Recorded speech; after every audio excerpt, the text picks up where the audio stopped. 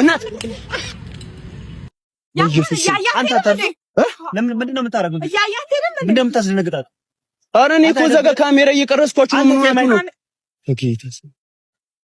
ተረጋጋ። አንቺ ተረጋጋ። ምን ሆናችሁ ነው? ኧረ በእናትህ አይደለም። ዘር በል ከዚህ በጌታ እሺ፣ ይቅርታ በጌታ እኔ እኮ እዛ ጋር እየቀረስኳችሁ ነው። ይቅርታ ትላለህ እንዲያሰብርሃል። አንተም ሲጀመር ኦሪጂናል ነገር አልገዛህልኝም።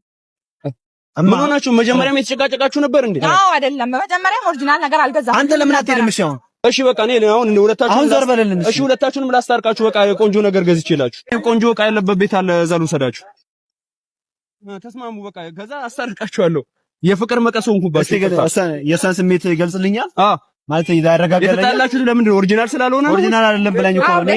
በቆንጆ ሁኔታ ገዝቼላት ነበር። አሪፍ ነው ብዬ ገዝቼላት አይሆንም እያለችኝ። በቃ እሺ እኔ አሪፍ ነገር ልግዛላችሁ። በቃ ትገዛልናለህ? እሷ ከወደደችው ችግር የለም። በቃ እሺ የእሷን ስሜት የሚያረጋጋልኝ ከሆነ ችግር የለውም። እሺ በቃ እዛ ትታረቁኛላችሁ፣ እናንተም ትታረቃላችሁ። ኑ እንሂድ።